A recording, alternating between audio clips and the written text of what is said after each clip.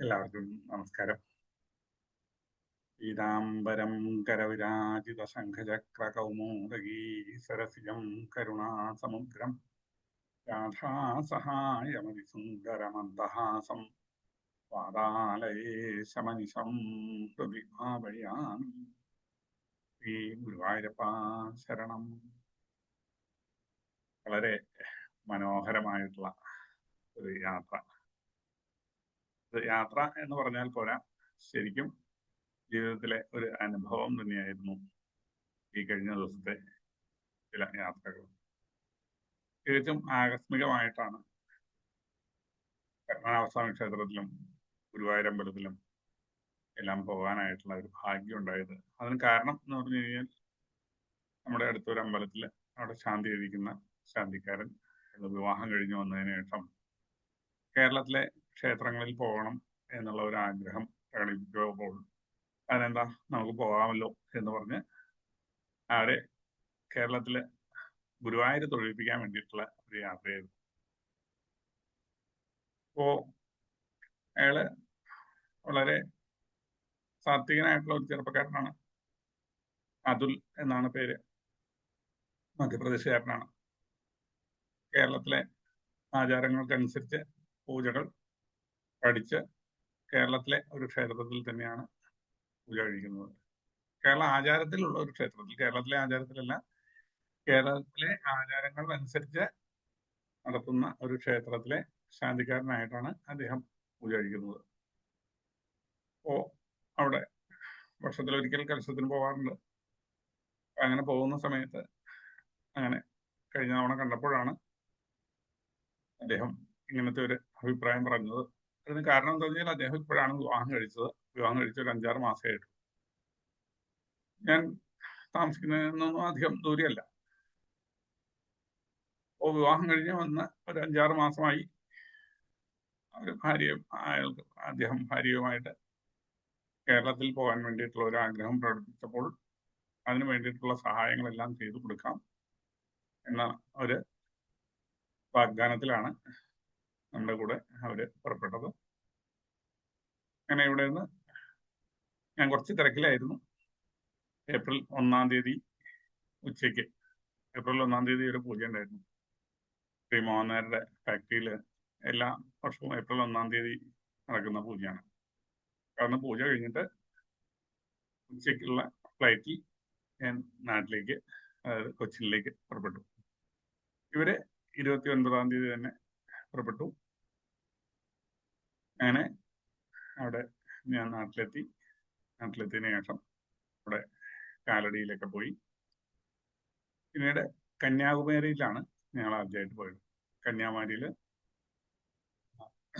വിവേകാനന്ദ പാറയിലൊക്കെ പോയി കുറച്ച് മെഡിറ്റേഷൻ കഴിഞ്ഞ് വിവേകാനന്ദ കേന്ദ്രത്തിലാണ് താമസിക്കുക ഉണ്ടായത്. അങ്ങനെ ഒരു ഭാഗ്യം ഉണ്ടായി.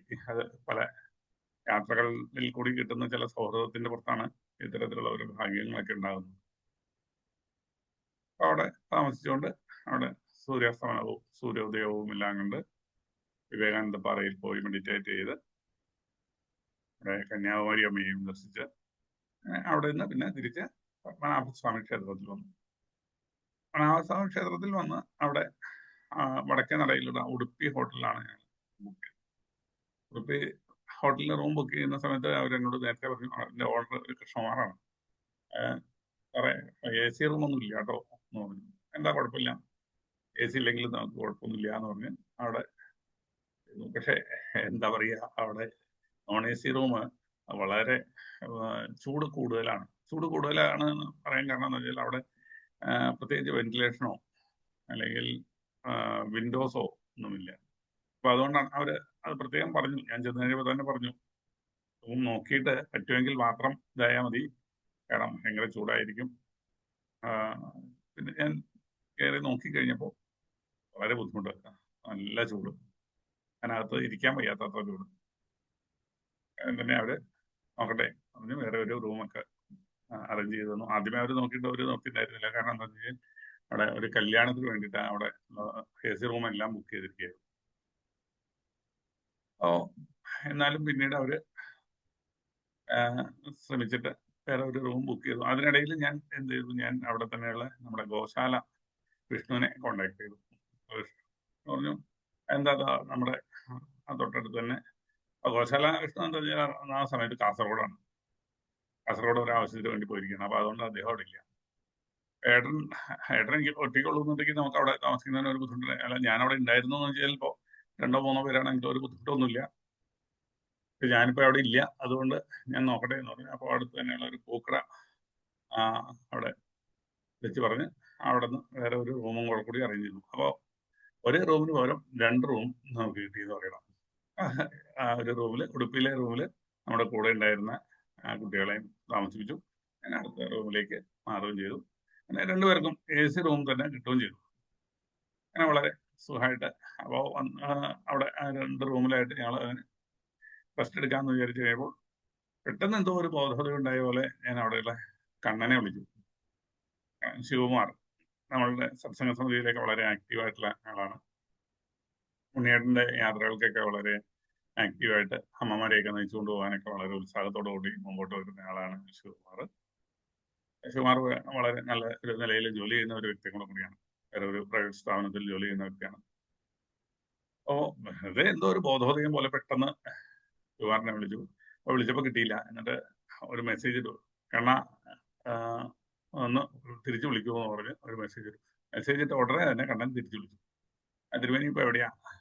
ഞാൻ എന്താ നിങ്ങളുടെ അടുത്ത് എത്തിയിട്ടുണ്ട്. പത്മനാഭസ്വാമി ക്ഷേത്രത്തിന്റെ വടക്കേ നടയിൽ ഉടുപ്പി ഹോട്ടലിൽ ഞാൻ എത്തിയിട്ടുണ്ട്.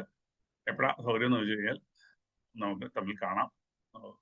തിരുമേനി വന്നിട്ട് കുളി കഴിഞ്ഞോ? ഞാൻ കുളിക്കാൻ പോകുന്നുള്ളൂ. എന്നാ കുളി കഴിഞ്ഞ ഉടനെ തന്നെ തെക്കേ നടയിലേക്ക് വന്ന് അവിടെ ശ്രീകാര്യം ഓഫീസിന്റെ അടുത്ത് എത്തിക്കോളൂ. ഞാനിപ്പോ അങ്ങോട്ട് എത്തുകയാണെന്ന് പറഞ്ഞു. വളരെ അത്ഭുതമായിട്ട് അവിടെ ഞാൻ ഇതിനെ കുളി കഴിഞ്ഞ് അങ്ങോട്ട് ചെന്നു. അപ്പോൾ ഒരു 5:45 ആയപ്പോഴത്തേക്കും കണ്ണനും എത്തി. അപ്പൊ അവിടെ ഞാൻ ചോദിച്ചു, കണ്ണൻ എത്തിയോന്ന് ചോദിച്ചു. കണ്ണൻ ഇപ്പൊ ഇവിടെ വന്നിട്ട് ഇപ്പൊ അങ്ങോട്ട് പുറത്തേക്ക് പോയി. അപ്പൊ ഞാൻ കുറച്ചു നേരം അവിടെ കണ്ണനെ കാത്തു നിന്ന് കഴിഞ്ഞപ്പോഴത്തേക്കും തന്നെ കണ്ണൻ ഓടി വന്ന് തിരുവേണ്ടി നമസ്തേ എന്ന് പറഞ്ഞു. തന്നെ കാലോട്ട് വന്നിച്ച് എന്നാ നമുക്ക് പോകല്ലേ എന്ന് പറഞ്ഞ് എന്നെ അങ്ങോട്ട് കൂട്ടിക്കൊണ്ടുപോയി. എവിടേക്കാ? അമ്പലത്തിനകത്തേക്ക്. എന്നിട്ട് അവിടെ ഓരോ ക്ഷേത്രത്തിലും ആ പ്രദക്ഷിണം വയ്ക്കുന്ന സ്ഥലത്തെല്ലാം പ്രദക്ഷിണം വെച്ച് ഓരോ തൂണിന്റെ അടുത്തുള്ള വിശേഷപ്പെട്ട ഓരോ ഭഗവാന്മാരെ എല്ലാം വന്നിച്ച് അങ്ങനെ ഏകദേശം 1 മണിക്കൂറോളം ആ പത്മനാഭന്റെ മുമ്പില്, ആ പത്മനാഭന്റെ ക്ഷേത്രത്തില് അങ്ങനെ ഓരോരോ പ്രധാനപ്പെട്ട സ്ഥലങ്ങളിലെല്ലാമായിട്ട് ഇങ്ങനെ തൊഴുതുകൊണ്ടും പ്രാർത്ഥിച്ചുകൊണ്ടും ഇങ്ങനെ അതിൽ കൂടി ഇങ്ങനെ കറങ്ങി നടന്നു. അപ്പൊ കണ്ണൻ ആണെന്നുണ്ടെങ്കിൽ വിഷ്ണു സഹസ്രനാമവും നാരായണ കവചവും പിന്നെ ഹനുമാൻ ചാലീസയും അങ്ങനെ അനവധി ശ്ലോകങ്ങളും എല്ലാം ഇങ്ങനെ ചൊല്ലിക്കൊണ്ടാണ് കണ്ണൻ ഇങ്ങനെ നടക്കുന്നത്. അപ്പൊ ഈ കണ്ണന്റെ പിന്നാലെ ഞാനും ഇങ്ങനെ എന്താ പറയാ വളരെ കൗതുകത്തോടു കൂടി ഇങ്ങനെ പോയിക്കൊണ്ടിരിക്കുകയാണ്. അപ്പൊ ഇടയ്ക്ക് ഏതെങ്കിലും സെക്യൂരിറ്റിക്കാര് ചോദിക്കും എവിടെ പാസ് എവിടെയെന്ന് ചോദിക്കും. അപ്പൊ പാസ് ചോദിക്കുമ്പോഴത്തേക്കും കണ്ണൻ ഒന്ന് തിരിഞ്ഞ് നോക്കുമ്പോഴത്തേക്കും കണ്ണന്റെ കൂടെയാണോ? ഉടനെ തന്നെ അവര് വളരെ സ്നേഹത്തോടെ, ആ ബഹുമാനം എന്നല്ല പറയാ, അവിടെ ആ സ്നേഹം തന്നെയാണ്. എന്താ സ്നേഹം എന്നറിയോ? അവിടെയുള്ള ഓരോ ആളുകളുടെയും ആ സ്നേഹത്തോടെ, ആ സ്നേഹവും അനുഭവിച്ചറിഞ്ഞുകൊണ്ട് അങ്ങനെ അവിടെ വളരെ മനോഹരമായിട്ട് തൊഴുതു. അപ്പോ ഞാൻ തിരിച്ചു വന്ന് കുറച്ചു നേരം റെസ്റ്റ് എടുക്കാൻ തുടങ്ങി കഴിഞ്ഞപ്പോ കൂടെ ഉണ്ടായിരുന്ന അതില് അപ്പൊ അവര് പിറ്റേന്ന് രാവിലെ പോയി തൊഴുതാൽ മതി എന്നുള്ള ഒരു അഭിപ്രായമായിരുന്നു. ഇപ്പോ ഇങ്ങനെ പോകാൻ പറ്റുകയാണെങ്കിൽ അവിടേക്ക് ഒന്ന് കറങ്ങി നടന്നിട്ട് വന്നോളൂ. പിന്നെ നമുക്ക് രാവിലെ പോയി തൊഴുകയും ചെയ്യാം. 6 മണിയാകുമ്പോൾ പോയി തൊഴാം. 6 മണിക്കും കണ്ണം വരാമെന്ന് പറഞ്ഞു. അപ്പോ അവര് ഈ പറഞ്ഞ പോലെ അവിടെ ചെന്നു. അപ്പൊ അവിടെ മൊബൈലൊന്നും അല്ല, അവിടെ അല്ല. പിന്നെ മുണ്ടെടുത്ത് പോകണം. പിന്നെ അതിലിന്റെ കൂടെ അതിൽ വിവാഹം കഴിച്ച അതിന്റെ കൂടെയുള്ള കുട്ടിയാണെന്നുണ്ടെങ്കിലും ഈ നോർത്തിൽ വളർന്ന കുട്ടിയാണ്. അപ്പൊ അതുകൊണ്ട് കേരളത്തിലെ ആചാരങ്ങളൊന്നും അത്ര ഞങ്ങൾ പരിചയമില്ല. എന്നിരുന്നാലും വളരെ മനോഹരമായിട്ട് സെറ്റ് കൊണ്ടൊക്കെ എടുത്ത് ആ കുട്ടിയും തയ്യാറായി. അവര് നേരെ അമ്പലത്തിൽ പോയി. അമ്പലത്തിൽ പോയി കഴിഞ്ഞപ്പോൾ അവിടെയും അവർക്ക് ഇതുപോലെ ഒരു അനുഭവം ഉണ്ടായെന്നാണ് പറയുന്നത്. അതിൽ ഇത് ആള് പരിചയപ്പെട്ടു, സെക്യൂരിറ്റിക്കാരൻ തന്നെ പരിചയപ്പെട്ടു. എന്നിട്ട് അവർക്ക് എങ്ങനെയാണ് തൊഴേണ്ടത് എന്നൊക്കെയുള്ള കാര്യങ്ങളെല്ലാം പറഞ്ഞു കൊടുത്ത് വളരെ തിരക്കൊന്നും കൂടാതെ അവരും അവിടെ പോയി തൊഴുത് വളരെ സന്തോഷത്തോടു കൂടി. അപ്പോ അവിടെ ആ ഒരു പുറത്തുകൂടിയൊക്കെ 3-4 ആവർത്തിയൊക്കെ പ്രദക്ഷിണം വെച്ച് വളരെ സന്തോഷത്തോടു കൂടി അവർ തിരിച്ചെത്തുകയും ചെയ്തു. അതിനിടയ്ക്ക് പഴവങ്ങാടി ഗണപതിയെ പോയി തൊഴുതു, അനന്തങ്ങാടിൽ പോയി തൊഴുതു. അങ്ങനെ അവർ വളരെയധികം സന്തോഷത്തോടു കൂടി തന്നെ ഇത് വന്നു. അപ്പൊ ഇനിയിപ്പോ അവർക്ക് നാളെ രാവിലെ പോകണം, ഇനി രണ്ടാമത് പോയി തൊഴണം എന്നുള്ള ഒരു ആഗ്രഹം പോലും ഇല്ലാത്ത രീതിയിൽ അത്രത്തോളം തൃപ്തിയായ രീതിയിൽ അവർ പോയി തൊഴുതു വരികയും ചെയ്തു. പിന്നെ അന്ന് അവിടെ കിടന്നിറങ്ങി പിറ്റേന്ന് രാവിലെയും ഒന്ന് പോയി തൊഴുതു. അതിനുശേഷം രാവിലെ നോക്കി കഴിയുമ്പോൾ ടിക്കറ്റ് പിന്നെ നാട്ടിൽ ചെന്നിട്ട് ഏതെങ്കിലും വണ്ടി ഹയർ ചെയ്ത് അങ്ങനെ പോകാന്നൊക്കെയാണ് വിചാരിച്ചിരുന്നത്. അപ്പൊ എന്താ അതിന്റെ കൂടെയുള്ള കുട്ടിക്ക് ഈ കാറിൽ അധികം യാത്ര ചെയ്യുമ്പോൾ ബുദ്ധിമുട്ടുണ്ട്. കാറിൽ യാത്ര ചെയ്യുമ്പോൾ കിടന്ന് ശ്രദ്ധിക്കാനുള്ള ഒരു ടെൻഡൻസി ഉണ്ടാവും. മറ്റേ ട്രെയിനിലാകുമ്പോൾ ആ ഒരു കുഴപ്പമില്ല. ഞാൻ വേഗം തന്നെ രാവിലെ നോക്കി കഴിയുമ്പോൾ തൃശ്ശൂരിലേക്ക് train ticket 3 ticket third AC കിട്ടാനുണ്ട്. അത് ഉടനെ തന്നെ ബുക്ക് ചെയ്തു. കറന്റ് ബുക്കിംഗ് ആണ്. അത് ബുക്ക് ചെയ്ത് ഉടനെ തന്നെ തിരുവനന്തപുരം നോർത്തിൽ നിന്ന് വേളി ജംഗ്ഷനിൽ നിന്ന് കയറി ഞങ്ങൾ തൃശ്ശൂർ ഇറങ്ങി. തൃശ്ശൂർ ഇറങ്ങിയിട്ട് അവിടെ നിന്ന് പിന്നെ പ്രൈവറ്റ് ബസ്സിൽ, അതും ഒരു അനുഭവമാണല്ലോ പ്രൈവറ്റ് ബസ്സിൽ. അപ്പോൾ പ്രൈവറ്റ് ബസ്സിലെ കണ്ടക്ടർ ഡ്രൈവറും കൂടെ ഇവരുടെ കൂടെ പെട്ടിയുണ്ട്. ഇവരുടെ കയ്യിൽ ഒരു പെട്ടി, കുറച്ച് വലിയൊരു പെട്ടിയാണ്. അപ്പൊ അത് ബസ്സിലേക്ക് അങ്ങനെ വെച്ച് പോകാന്ന് പറഞ്ഞ ബുദ്ധിമുട്ടാണ്. ഡ്രൈവർ മുമ്പിൽ വെച്ച് പോകുമെന്ന് പറഞ്ഞ് അവരതിന് ആ പെട്ടി വയ്ക്കാനുള്ള സൗകര്യമൊക്കെ ഒരുക്കി തന്ന് അങ്ങനെ ഗുരുവായൂരേക്ക് പോയി. ഗുരുവായൂർ ചെന്ന് കഴിഞ്ഞപ്പോൾ അവിടെ യോഗക്ഷേമം ഗസ്റ്റ് ഹൗസിൽ അവിടെ 2 റൂം ബുക്ക് ചെയ്ത് അവിടെ താമസിച്ചു. എന്നിട്ട് അവിടെയും ഇതേപോലെ തന്നെ അവിടുത്തെ ആ അനുഭവമാണ് എനിക്ക് എന്താ പറയാ, അത് പറയുമ്പോൾ തന്നെ നമ്മളുടെ മനസ്സിൽ എന്തെന്നില്ലാത്ത ഒരു വികാരമാണ് ഉണ്ടാകുന്നത്. ശരിക്കും കരച്ചിൽ വന്നു പോകും. ഗുരുവായൂരപ്പന്റെ ഓരോ ലീലകള് അത് അനുഭവിച്ചറിയുമ്പോൾ ഉണ്ടാകുന്ന ഒരു ഇതുണ്ടല്ലോ, അനുഭൂതി ഉണ്ടല്ലോ, അത് നമുക്കത് വാക്കുകൾക്ക് അപ്പുറത്താണ് ഭഗവാന്റെ ആ ലീലകള്. ഞാൻ പറയുമ്പോൾ എനിക്കത് മനസ്സിലായതു ശരിക്കും. അവിടെ ചെന്നു. ആദ്യത്തെ പോലെ തന്നെ ഈ യാത്ര ചെയ്ത് നല്ല ക്ഷീണമുള്ളതുകൊണ്ട് കുറച്ച് റെസ്റ്റ് എടുത്തിട്ട് പിന്നീട് ഒരു 6 മണിയൊക്കെ കഴിഞ്ഞിട്ട് പോകാന്ന് പറഞ്ഞ് അവിടെ ചെന്ന് കഴിയുമ്പോൾ എന്തോ പെട്ടെന്ന് ഇതുപോലെ ഒന്ന് പുറത്തേക്ക് ഇറങ്ങാം എന്ന് വിചാരിച്ച് കുളിയൊക്കെ കഴിഞ്ഞ് ഒരു തോളത്തിട്ട് ഞാൻ അമ്പലത്തിലേക്ക് കയറി. അപ്പോൾ അവിടെ ഉണ്ടായിരുന്ന ഒരു ചെറുപ്പക്കാരൻ, വളരെ ചെറുപ്പക്കാരൻ, അവിടുത്തെ ഒരു സെക്യൂരിറ്റി ഇൻചാർജ് തന്നെ ഒരു ഗേറ്റ് തുറന്നു, തിരുമണി പോയിക്കോളൂ എന്ന് പറഞ്ഞ് തന്നെ ഒരു ഗേറ്റ് തുറന്നു തരുകയും ചെയ്തു. സാറെ ഞാൻ വടക്കേനടയിലോ അല്ലെങ്കിൽ പടിഞ്ഞാറേടയിലോ പടിഞ്ഞാറേടയിൽ കൂടിയാണ് സാറിന് കയറി പോകാറുള്ളത്. ഇപ്പൊ കിഴക്കനടയിൽ തന്നെ ഒരു സൈഡിൽ കൂടി ഭഗവതിയുടെ നടയിലേക്ക് ഇറങ്ങുന്ന ആ വാതിലിന്റെ അടുത്തായിട്ട് അപ്പുറത്തൊരു ചെറിയ ഗേറ്റ് ഉണ്ടായിരുന്നു. ആ ഗേറ്റിൽ കൂടി എന്നെ ചെന്ന ഉടനെ തന്നെ എന്തോ കാത്തു നിന്ന മാതിരി എന്നെ ആ ഗേറ്റ് തുറന്ന് അകത്തേക്ക് കയറ്റി വിട്ട് അത് നേരെ ചെല്ലുന്നത് എന്താ പറയാ ഭഗവാന്റെ അടുത്തേക്ക് തന്നെയാണ്. അപ്പൊ ഗോപുരം കടന്ന് അകത്തേക്ക് ചെന്ന് കുറച്ചും കൂടെ എന്താ പറയാ തടപ്പള്ളിയുടെ സൈഡിലേക്ക് പോകുമ്പോൾ ശാസ്താവിന്റെ അമ്പലത്തിന്റെ അതിന്റെ പിന്നിൽ കൂടി ഒരു ഗേറ്റിൽ കൂടി അങ്ങനെ എന്നെ നേരെ കടത്തി വിടുകയാണ്. അപ്പൊ കൂടെ കുറെ അമ്മമാരൊക്കെ ഉണ്ട്. അപ്പൊ അവരുടെ കൂടെ ഞാനും ഇങ്ങനെ നാമം ചോദിച്ചുകൊണ്ട് എന്നെ കിടന്നു. അപ്പോ പറഞ്ഞ് വിശ്വസിക്കില്ല, ഏകദേശം 1 മിനിറ്റ് ആ കിഴക്കൻ നടയിൽ എത്തിയിട്ട് 1 മിനിറ്റ് കൊണ്ട് ഭഗവാന്റെ മുമ്പിലെത്തി. അവിടെ ചെന്ന് കഴിയുമ്പോഴും അവിടെ ഒരു വിധത്തിലുള്ള തിരക്കും കൊടുത്തില്ല. അവിടെ ഉള്ള കാവൽക്കാരൊക്കെ ആണെങ്കിലും എന്റെ മുമ്പിൽ ഒരു അമ്മ ഉണ്ടായിരുന്നു. ആ അമ്മ അവിടെ നിന്നിരുന്ന ഒരു ഒരു എന്താ പറയാ ഹരിസേവകര് അമ്മയോട് പറഞ്ഞു, അമ്മയെ ഒട്ടും നിർത്തി വിട്ടണ്ട, അതൊക്കെ നിന്ന് തൊഴുതിട്ട് നല്ലപോലെ തൊഴുതിട്ട് പോയാൽ മാറി മതിയാതി. അപ്പൊ അമ്മയുടെ പിന്നിലാണ് ഞാൻ. അപ്പോ അമ്മ അവിടെ വളരെ ഭംഗിയായിട്ട് നിന്ന് തൊഴുതുകൊണ്ടിരിക്കുന്നു. അതിന്റെ പിന്നിൽ ഞാനിങ്ങനെ തൊഴുതുകൊണ്ടിരിക്കുന്നു. അങ്ങനെ ഭഗവാൻ അതോ വളരെ പുഞ്ചിരിയോടുകൂടി ചന്ദനം ചാർത്തി ആഭരണങ്ങളെല്ലാം അണിഞ്ഞ് നിൽക്കുന്ന ആ കണ്ണനെ അത് എത്ര നോക്കിയാലും മതി വരാത്ത രീതിയിൽ നമ്മുടെ ഹൃദയത്തിലേക്ക് അങ്ങനെ അങ്ങോട്ട് പതിയും ആ രൂപം. തൊഴുതു. അപ്പൊ ആ തൊഴുന്ന സമയത്ത് തന്നെ എന്റെ കണ്ണ് അറിയുന്നുണ്ട്. ആ മനസ്സും എല്ലാം ഹൃദയവും എല്ലാം നല്ലപോലെ നിറഞ്ഞു. പിന്നിൽ പോയി കുറച്ചു നേരം ഇരുന്ന് നാമം ചോദിച്ചു. അവിടെ നമസ്കരിച്ചു കഴിഞ്ഞപ്പോൾ ആ മേൽശാന്തി അവിടെ ഇരിക്കുന്നു. തമ്മിൽ അന്യോന്യം കൂടുതൽ സംസാരിക്കാനൊന്നുമില്ല. ഒരു ദക്ഷിണ കൊടുത്ത് നമസ്കരിച്ചു. വേഗം തന്നെ കടലപ്പഴവും അവർക്ക് കളപ്പവും ഒരു പട്ടുകോളവും എല്ലാം എടുത്തു തന്നു. ഇത് മേടിച്ച് വളരെ സന്തോഷത്തോടു കൂടി പുറത്തേക്ക് ഇറങ്ങി അവിടെ നിന്ന് വന്ന് ചുറ്റി വന്ന് വീണ്ടും പ്രദക്ഷിണ വഴിയുടെ പടിഞ്ഞാറ് ഭാഗത്തായിട്ട്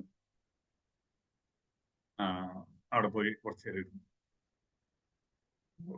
കുറച്ചു നേരം ഇരുന്ന് ഇനിയിപ്പോ അവിടെ വേറെ ശല്യങ്ങളൊന്നും മറ്റു തിരക്കുകളോ അതൊന്നുമില്ല. ഒരു ഒഴിഞ്ഞ ഒരു സ്ഥലത്താണ് ഇരിക്കുന്നത്.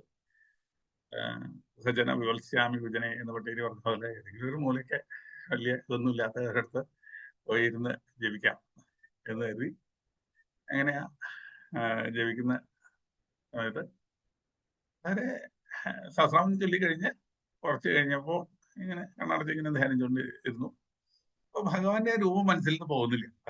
അതാണ് അതിലെ രസം. അങ്ങനെ ഇരുന്ന് കഴിഞ്ഞപ്പോ കുറച്ച് കഴിയുമ്പോ ഒരാള് വന്ന് കാലിൽ തൊട്ടിട്ട് പരമേശ്വരനല്ലേ ഇത് ചോദിച്ചു. ഇവിടെ നോക്കി കഴിയുമ്പോ എന്താ നല്ല സുമുഖനായിട്ടുള്ള ഒരു യുവാവ് പുഞ്ചിരിച്ചോണ്ട് പുഞ്ചിരി കാണാനും നല്ല രസമാണ്. അവിടെ ഒന്ന് ഇങ്ങനെ നോക്കി കിടന്നു. അതെ, എന്നെ മനസ്സിലായോ? ഇല്ല. കുഴപ്പമില്ല, എനിക്ക് മനസ്സിലായി. പരമേശ്വരേട്ടൻ ഇവിടെ കുറച്ചു നേരം ഇരുന്നോളൂ കേട്ടോ, ഞാൻ കുറച്ച് കഴിയുമ്പോ പ്രസാദമൊക്കെ തരാം. എപ്പോഴും എന്റെ ആകാംക്ഷ മാറുന്നില്ല. നമ്മളെവിടെയാ കണ്ടിരിക്കുന്നത്? ഞാൻ നമ്മള് കല്യാണിൽ വെച്ചാണ് കണ്ടിരിക്കുന്നത്. ബോംബെയിലെ കല്യാൺ അമ്പലത്തില് ഞാൻ ശാന്തി കഴിച്ചിട്ടുണ്ട്. പരമേശ്വരേട്ടൻ എല്ലാ വർഷവും അവിടെ കലശത്തിന് വരുമ്പോ കണ്ടിട്ടുണ്ട്. എനിക്ക് മനസ്സിലായി. ശരി. പ്രദീപ് അല്ലേ? അപ്പൊ അയാളെ പ്രദീപ് എന്നാണ് വിളിക്കുന്നത്. കണ്ടാൽ അതിസുമുഖൻ, നല്ല യോഗ്യനായിട്ടുള്ള ഒരു ചെറുപ്പക്കാരനാണ്. പൂജയൊക്കെ നല്ല പോലെ കഴിക്കുന്നത്. അപ്പൊ അയാള് അപ്പോ അടുത്തിടയ്ക്ക് അവിടെ കോയ്മയായിട്ട് കയറിയിരുന്നതാണ്. ഓരോരോ ചേട്ടൻ തൊഴുതോ? ഞാൻ തൊഴുതു. അല്ലെങ്കിൽ അകത്ത് കയറാൻ സംവിധാനം ചെയ്യാം. വേണ്ട, ഞാൻ ഇത്തവണ ആരെയും ബുദ്ധിമുട്ടിപ്പിക്കരുത് എന്നുദ്ദേശിച്ച് തന്നെയാണ് വന്നിരിക്കുന്നത്. അതുകൊണ്ട് എന്തായാലും ഭംഗിയായിട്ട് തൊഴുതു. എന്തായാലും ഇനിയിപ്പോ പതുക്കെ പോയാൽ മതി, ഉടനെ നിർത്തിയിട്ട് പോകരുത്, ഞാനിവിടെ ഉണ്ട്, നമുക്ക് സംസാരിക്കാം. അങ്ങനെ അവിടെ അകത്ത് പൂജയുടെ കാര്യങ്ങളൊക്കെ ഓരോരോ കാര്യങ്ങളൊക്കെ ആയിട്ട് അതേ തിരക്കിൽ അങ്ങോട്ടും ഇങ്ങോട്ടും ഓടി നടക്കുന്നുണ്ട്. കുറച്ച് കഴിഞ്ഞപ്പോൾ ഒരു ഡബ്ബ നിറച്ച് പാൽപ്പായസം കൊണ്ടുവന്നു. ആ പാൽപ്പായസം അവിടെ കൊണ്ടുവന്ന് കുറച്ച് കഴിഞ്ഞപ്പോ ഒരു കൊച്ചുകുട്ടി, 1 വയസ്സ് പ്രായമുണ്ടോന്ന് സംശയം, അതൊക്കെ ഇങ്ങനെ പ്രാഞ്ചി കിടക്കുന്ന ഒരു കുട്ടി എടുത്തു വന്നിട്ട് ഇങ്ങനെ ഓരോരോ ഗോഷ്ടികൾ കാണിക്കുക. ഇങ്ങനെ എന്താ പറയാ, അതിൽ ഗോഷ്ടി എന്നാണ് പറയുക, ഓരോ ലീലകള് എന്നാണ് പറയുക. അത് മഞ്ഞ പട്ട് പോലത്തെ ഒരു ഉടുപ്പാണ് ഇട്ടിരിക്കുന്നത്. അത് കുറേ നേരം മുമ്പിൽ വന്ന് ഇങ്ങനെ ചിരിക്കുക, കളിക്കുക, ഇങ്ങനെ കണ്ണടച്ച് കാണിക്കുക, എന്നിട്ട് അങ്ങോട്ടും ഇങ്ങോട്ടും ഒളിച്ചും മാഞ്ഞും ഒക്കെ ഇങ്ങനെ ഇതാകുക. ഞാൻ തന്നെ അപ്പോ ഭഗവതിയുടെ അടുത്തും കൂടെ തൊഴുതിട്ടാണ് ഞാൻ വന്ന് അവിടെ ഇരുന്നത്. അപ്പോ ഭഗവതിയുടെ അടുത്ത് നിന്ന് കിട്ടിയ അവിടെ നിന്നും കുറച്ച് പ്രസാദവും കടൽപ്പഴമൊക്കെ കിട്ടിയിട്ടുണ്ടായിരുന്നു. ഞാൻ ആ പഴം കുട്ടിക്ക് അതിങ്ങനെ കൈയിടും, എന്നിട്ട് കൈ വലിക്കും. തന്നോളൂ എന്ന് പറഞ്ഞിങ്ങനെ മേടിക്കാനായിട്ട് വരും. ഒരു എന്താ പറയാ, വളരെ മനോഹരമായിട്ടുള്ള, നമ്മുടെ മനസ്സിനെയൊക്കെ കുളിർപ്പിക്കുന്ന തരത്തിലുള്ള ഒരു ലീലകൾ ഇങ്ങനെ ആടിക്കൊണ്ട് കുറെ കഴിഞ്ഞപ്പോ ആ കുട്ടിയുടെ ചേച്ചിയാണെന്ന് തോന്നുന്നു വേറെ ഒരു കുട്ടി അവിടെ വന്നു. അപ്പൊ ആ കുട്ടി മേടിച്ചോളൂ എന്ന് പറഞ്ഞു. കൈയിടും, എന്നിട്ട് പിന്നെ ഇങ്ങനെ കളിപ്പിച്ചുകൊണ്ട് അങ്ങോട്ടും ഇങ്ങോട്ടും ഇതാവും.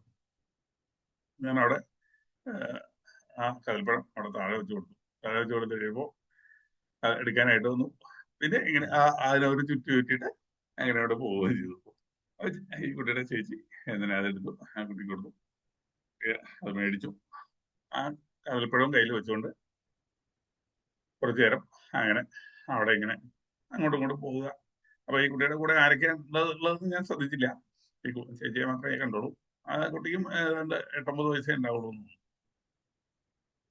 ഓ കുറച്ച് കഴിഞ്ഞപ്പോ ഈ കുട്ടി കദളിപ്പഴം, ചെറിയ കുട്ടി ഉണ്ടല്ലോ, ചെറിയ കുട്ടി ആ കദളിപ്പഴം എന്റെ അടുത്ത് കൊണ്ടുവന്ന് വെച്ചിട്ട് വീട് മാറിയിരുന്നു. ഇതെന്ത് വെറുതെയാണ് എന്നൊക്കെ ഞാൻ വിചാരിച്ച് ഇങ്ങനെ ആലോചിച്ച് കഴിഞ്ഞപ്പോ പിന്നെ അടുത്ത് വന്നിട്ട് കദളിപ്പഴം തൊട്ടിട്ട് വീണ്ടും കൈയടിക്കുകയാണ്. കൈയടിച്ചു.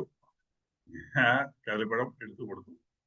കദളിപ്പഴം എടുത്തു കൊടുത്തു കഴിയുമ്പോ കദളിപ്പഴം മേടിച്ചിട്ട് അത് എന്തിനാ വായന്റെ അടുത്തേക്ക്, തൊലി കളഞ്ഞിട്ടില്ല, തൊലി കളയാതെ തന്നെ വായയുടെ അടുത്തേക്ക് കൊണ്ടുപോയി. എന്നിട്ട് അത് നേരെ ശ്രീകോവിലിന്റെ, ഞാനിപ്പോ പടിഞ്ഞാറ് സൈഡിലാണല്ലോ, നേരെ കിഴക്കോട്ട് അങ്ങോട്ട് പോയിട്ട് ശ്രീകോവിലിന്റെ അങ്ങോട്ട് പോകുന്ന രീതിയിൽ അങ്ങനെ അങ്ങോട്ട് പോയിട്ട് പിന്നെ വേഗം തിരിച്ചു വന്നിട്ട് നിന്നു.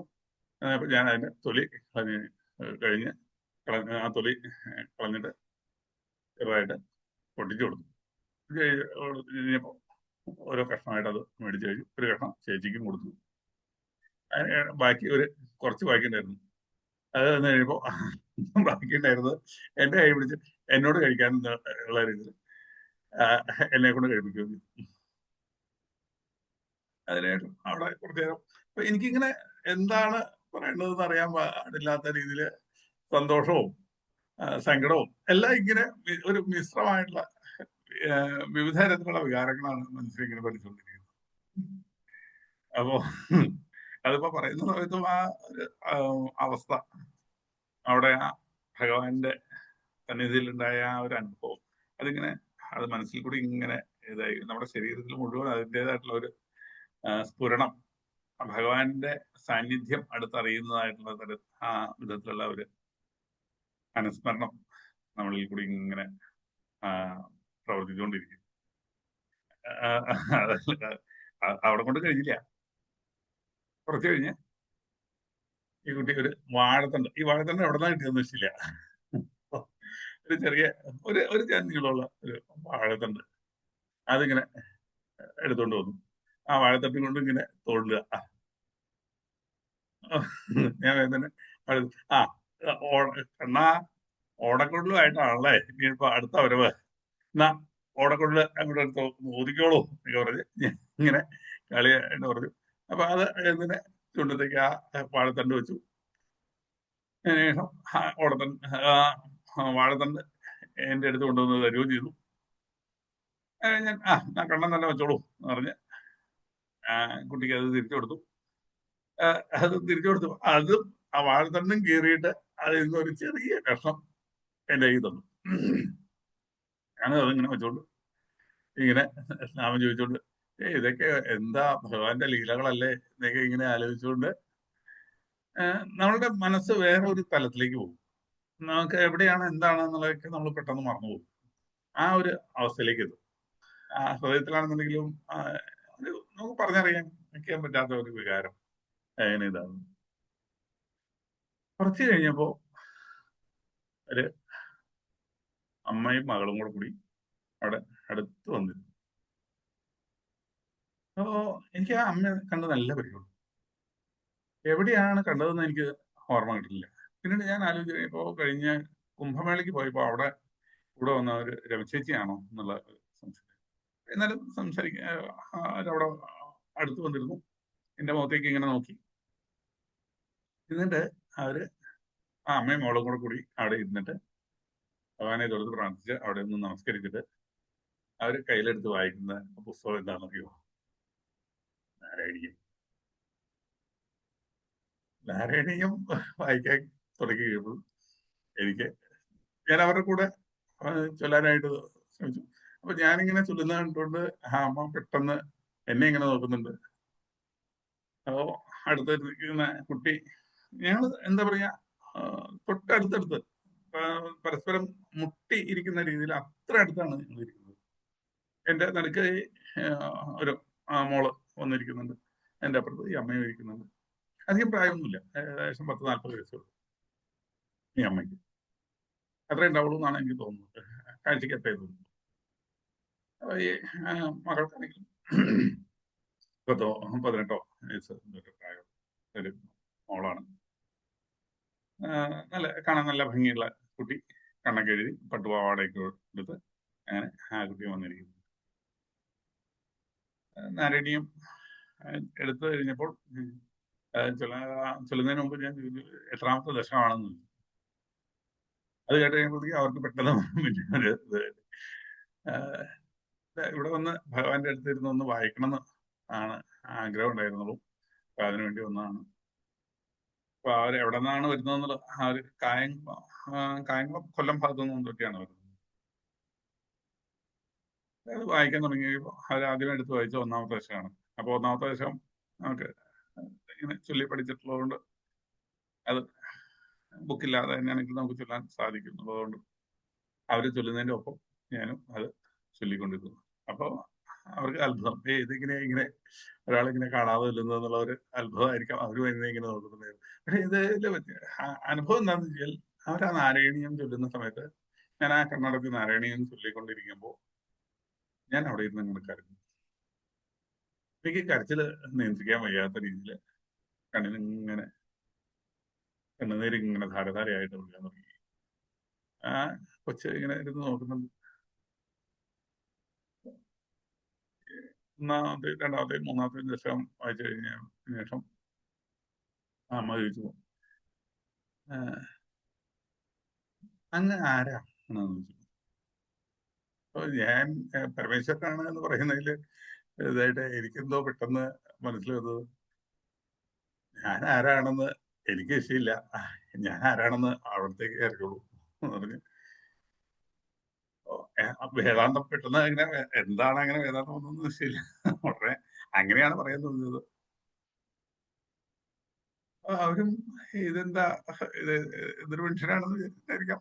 അവരും കുറച്ച് കഴിഞ്ഞ് അവർക്കും വളരെ സന്തോഷമായി. കുറച്ചു നേരം കൂടെ കുറച്ച് അതിനുശേഷം ഭഗവത്ഗീതയിലെ ധ്യാന ശ്ലോകങ്ങൾ അവരത് ചൊല്ലുന്നത്. അപ്പൊ അതും നമുക്ക് കൂടെ ചെല്ലാൻ ബുദ്ധിമുട്ടില്ല എന്നുള്ളതുകൊണ്ട് അതും കൂടെ ചൊല്ലി. എന്തായാലും പറഞ്ഞേ പറ്റുള്ളൂ, അങ്ങ് ആരാണെന്ന് അറിയാൻ വലിയ ആഗ്രഹമുണ്ട്. ഞാൻ സാധാരണ ഒരു മനുഷ്യനാണ്, എന്നോട് തൊഴാൻ വന്നതാണ്. തൊഴാൻ വന്ന് ശരിക്കും വേറെ 2 കുട്ടികള് ഇവിടെ മധ്യപ്രദേശിൽ നിന്ന് വന്നു, അവരെയും കൊണ്ട് വന്നതാണ്. അപ്പോ കുറച്ച് സമയം കിട്ടിക്കഴിയുമ്പോൾ ഇവിടെ വന്ന് തൊഴുതു. അവിടെ ഇങ്ങനെ കുറച്ചു നേരം വന്ന് ജപിക്കാമെന്ന് വിചാരിച്ചിരുന്നതാണ്. അപ്പോഴാണ് അമ്മയെ കണ്ടത്. അമ്മ ഇവിടെ വന്ന് ചൊല്ലുന്ന കണ്ടു കഴിയുമ്പോൾ എനിക്കും വളരെ സന്തോഷമായി. നാരായണീയം എനിക്ക് പഠിക്കാനും പഠിപ്പിക്കാനും ഒക്കെ ഇഷ്ടമുള്ള ഒരു വിഷയമായതുകൊണ്ട് ഇത് കേട്ട് കഴിയുമ്പോൾ അത് ചൊല്ലാൻ സാധിച്ചു. അത് ഭഗവാന്റെ ഒരു അനുഗ്രഹമായിട്ടാണ് ഇതിനെ കാണുന്നത്. ഓക്കെ. ആ കുട്ടിയുടെ കണ്ണില് കുട്ടിയുടെ കണ്ണിൽ നിന്നും വെള്ളവും കണ്ണീര് വരുന്നുണ്ട്. വേറെ ഒരു അമ്മ അതുവഴി അങ്ങനെ പോകുന്നു. ആ അമ്മയുടെ കയ്യിൽ ഒരു കൃഷ്ണന്റെ വിഗ്രഹമുണ്ട്. ഒരു വളരെ മെലിഞ്ഞിട്ട് ഒരു അപ്പൊ ആ അമ്മയെ കണ്ടു കഴിയുമ്പോൾ ഞാൻ പെട്ടെന്ന് ഭക്ത മീരയെ പറ്റി ചിന്തിച്ചു. ഗുരുവായൂരപ്പന്റെ ഒരു ചെറിയ വിഗ്രഹവും ഇങ്ങനെ കയ്യിലെടുത്തുകൊണ്ട് മാറോട് ചേർത്ത് പിടിച്ചാണ് അതിലെ നടക്കുന്നത്. അങ്ങോട്ടും ഇങ്ങോട്ടും നടക്കുന്നുണ്ട്. ഈ കുട്ടി കരയുന്നതുകൊണ്ട് ഉടനെ തന്നെ കുട്ടിയുടെ അടുത്ത് വന്ന് ചോദിച്ചു, എന്ത് പറ്റിയെന്ന് ചോദിച്ചു. അപ്പൊ ഈ ആ അമ്മയുടെ ചോദ്യങ്ങളും ഇതുമെല്ലാം വളരെ ഒരു പരിഭ്രമവും വെപ്രാളവും എല്ലാം നിറഞ്ഞ രീതിയിലാണ്. അപ്പോ കണ്ണിൽ എന്തോ കരട് പോയി, എന്തോ പ്രാണി പോയി എന്ന്. അപ്പൊ എന്തിനാ അമ്മയും ഇവരും കൂടി നോക്കി കഴിയുമ്പോൾ ആ കണ്ണിലൊരു കരട് ഇരിക്കുന്നുണ്ട്. അവര് എന്തിനാ ഊതി നോക്കിയിട്ടൊന്നും പോകുന്നു. അപ്പൊ കുട്ടിക്ക് ഭയങ്കര വേദന, കണ്ണിന് നല്ല വേദന ഉണ്ടാവും. ഞാൻ തന്നെ എൻ്റെ കയ്യിൽ കർച്ചീഫിന്റെ ഒരു സൈഡ് പതുക്കെ ഇങ്ങനെ പിടിച്ചിട്ട് പതുക്കെ ഇങ്ങനെ കണ്ണില് ഇങ്ങനെ കരട്. അപ്പൊ എനിക്ക് കണ്ണ് കാണാൻ പറ്റുന്നില്ല, കാരണം എനിക്ക് ഒരു കണ്ണിന് ശരിക്കും കാഴ്ചക്കുറവുണ്ട്. കണ്ണട വെച്ചാലാണ് ചെറിയ രീതിയിലാണെങ്കിലും മുമ്പിലുള്ള ദൃശ്യങ്ങൾ നമുക്ക് കാണാൻ സാധിക്കും. അപ്പോ എനിക്ക് കരട് കാണാൻ പറ്റുന്നില്ല. എന്നാലും ഞാൻ ആ തൂവാലയുടെ തുമ്പ് കൊണ്ട് പതുക്കെ ഒന്ന് അവളേക്ക് കൃഷ്ണന്റെ വിഗ്രഹം പിടിച്ചിരുന്ന ആ ചേച്ചി അയ്യോ അതെ കൃഷ്ണമണിയിൽ കുത്തുന്നു കൃഷ്ണമണിയിൽ കുത്തുന്നു എന്ന് പറഞ്ഞുകൊണ്ട് അപ്പൊ ഇത് കേട്ടപ്പോ എനിക്ക് ചിരിയായിരുന്നു. ആ വെപ്രാളം ഇത് ഞങ്ങളെ കണ്ടു കഴിയുമ്പോ ഞാൻ ചിരിച്ചു. അതുവരെ ആ മനസ്സ് വിങ്ങി ഇങ്ങനെ ഒരു കരച്ചില് ആയിട്ടിരുന്ന പെട്ടെന്ന് ഒരു ചിരിയായി. അമ്മയും ചിരിച്ചു, ഈ ചേച്ചിയും ചിരിച്ചു. എന്തായാലും ആ കുട്ടിയുടെ കണ്ണിൽ നിന്ന് ധാരധാരയായിട്ട് ഇങ്ങനെ കണ്ണീര് വരാൻ തുടങ്ങി. കണ്ണൊന്ന് പതുക്കൊന്ന് അടച്ചിട്ട് തുറന്നുള്ളൂ. ഓ കുട്ടി കണ്ണ് അടച്ചിട്ടൊന്ന് തുറന്നു കഴിയുമ്പോ ഒരു വലിയ ഒരു പ്രാണിയായിരുന്നു. ആ പ്രാണി ഈ കണ്ണിന്റെ ആ കോണിലായിട്ട് അവിടെ വന്നിരുന്നു. കൈ കൊണ്ട് പതുക്കെ അതിനെ തോണ്ടിയെടുത്ത് കളഞ്ഞു. അപ്പോ ഈ ചേച്ചി കൃഷ്ണന്റെ വിഗ്രഹം പിടിച്ചിരുന്ന ചേച്ചി ഒരു കൃഷ്ണമണിയിൽ കുത്തിയാൽ കണ്ണിലെ കണ്ണ് പോയിക്കോളൂ അല്ലേ എന്താ എന്ന് പറഞ്ഞ് ആ ചേച്ചി അങ്ങോട്ട് ചെയ്തു. അപ്പൊ ഞങ്ങള് മൂന്നുപേരും കൂടെ ഇരുന്ന് ചിരിയോട് ചിരി. ആ ചേച്ചി അമ്മ ചോദിക്കാൻ ശരിക്കും കൃഷ്ണമണിയിൽ കുത്തിയ കണ്ണിലെ കരണ്ട് പോവോ? ഞാൻ പറഞ്ഞു എനിക്കറിയില്ല, ഞാൻ കണ്ണ് കാണാറുണ്ട്, കണ്ണ് എവിടെയാന്ന് നോക്കി ദ്വാല കൊണ്ട് എടുത്ത് കളയാൻ നോക്കിയതാണ്.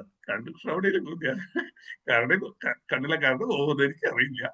എന്തായാലും ആ അമ്മ ആ ചേച്ചി പറഞ്ഞത് ഏതായാലും ഇനിയിപ്പോ ഒരു പുതിയ അറിവായിരിക്കാം. എന്തായാലും അത് കൃഷ്ണമണിയിൽ ചെന്ന് കുത്തൊന്നും വേണ്ട. ഈ മോള് ചോദിച്ചു അങ്കിളിന്റെ പേരെന്താ? പരമേശ്വരൻ എന്നാണ്. മോളുടെ പേരെന്താ? മോളുടെ പേര് പറഞ്ഞു. ഞാൻ ആ പേര് പറഞ്ഞു. അവര് എന്നിട്ട് അവിടെ വന്ന് തൊഴുത് നമസ്കരിക്കും. അപ്പൊ എന്റെ അടുത്ത് നമസ്കരിക്കുന്ന അയ്യോ ഭഗവാന്റെ അടുത്ത് നമസ്കരിച്ചാൽ മതി. ഇപ്പൊ നിങ്ങളെ കാണാൻ പറ്റുന്നത് ഞാൻ വലിയൊരു ഭാഗ്യം. നാരായണീയം ചോദിച്ച് ഇവിടെ വന്നിരുന്ന നാരായണീയം ചോദിച്ച അമ്മയെ ഞാൻ നമസ്കരിക്കുന്നു എന്ന് പറഞ്ഞു. അങ്ങനെ കുറച്ച് കഴിയുമ്പോഴത്തേക്കും സുല്ല് വന്നു. അല്ല പ്രദീപ് വന്നിട്ട് എടാ ഞാൻ ഇപ്പൊ കുറച്ച് തിരക്കാണ്, കുറച്ച് കഴിയുമ്പോൾ ഞാൻ അത്താഴ പൂജ കഴിഞ്ഞ് അതിന്റെ പ്രസാദമൊക്കെ തരാം കേട്ടോ. ശരി, ഇനിയിപ്പോ ഇന്നത്തെ കണ്ണൻ ശരിക്കും പ്രദീപ് തന്നെയാണ്. അതുകൊണ്ട് ഇതാ ഇന്നത്തെ ഈ നമസ്കാരം ഈ കണ്ണന് തന്നെയാണ് കേട്ടോ എന്ന് പറഞ്ഞുകൊണ്ട് പ്രദീപിനെ ഒന്ന് നമസ്കരിക്കുകയും ചെയ്തു. അങ്ങനെയാണ്. കുറച്ച് കഴിഞ്ഞപ്പോ ആദ്യം വന്ന ആ കുട്ടിയില്ലേ, ഒരു വയസ്സ് പ്രായമുള്ള ആ കുട്ടി പിന്നെ വേഗം വന്നിട്ട് തോളത്ത് കഴിച്ച് ഇരുന്നു. അതുവരെ ആ കുട്ടി അവിടെ കണ്ടില്ല. ആ കുട്ടിയുടെ ചേച്ചിയോട് ചോദിച്ചു എന്താ മോളുടെ പേരെന്താ? അദ്രിജ ശ്രീവിദ്യ. ഒരു എന്താ പറയാ, ഒരു വിശേഷമുള്ള ഒരു പേരായിരുന്നു. അപ്പൊ അത് ഞാൻ 3-4 ആവർത്തി മനസ്സിൽ ഇങ്ങനെ ഉരുവിട്ടു. അദ്രിജ ശ്രീവിദ്യ, അദ്രിജ ശ്രീവിദ്യ. അങ്ങനെ ആ കുട്ടിയുടെ പേര് ഓർത്തു, മറ്റേ ചേച്ചിയുടെ പേര് ഓർത്തു. അത് ഞാൻ മറന്നു. എനിക്ക് പേര് ഓർക്കുന്നത് വളരെ ബുദ്ധിമുട്ടാണ്, പെട്ടെന്ന് മറന്നു പോകും. അത് കുറെ കാലമായിട്ടുള്ളതാണ്. അപ്പൊ അത് മറന്നു പോയാലും അത്ഭുതമില്ല എന്ന് തന്നെ എനിക്കറിയാം. അപ്പോ ആ സമയത്ത് കുറിച്ചെടുക്കാനൊന്നും ഉണ്ടായിരുന്നില്ല. എന്തായാലും അത്താഴപൂജയൊക്കെ കഴിഞ്ഞ് പ്രദീപ് കൈ നിറച്ച് ഒരു സഞ്ചി നിറച്ച് എന്താ പറയാ ത്രിമധുരവും കദളിപ്പഴവും അപ്പവും അടയും കളഭവും ഇതെല്ലാമായിട്ട് നിന്നു. അങ്ങനെ ആ പ്രദീപിന്റെ അടുത്തുനിന്ന് ആ പ്രസാദവും മേടിച്ച് നേരെ യോഗക്ഷേമം ഗസ്റ്റ് ഹൗസിലേക്ക് വന്ന് അവിടെ അന്ന് രാത്രി നല്ല സുഖമായിട്ട് ഉറങ്ങി.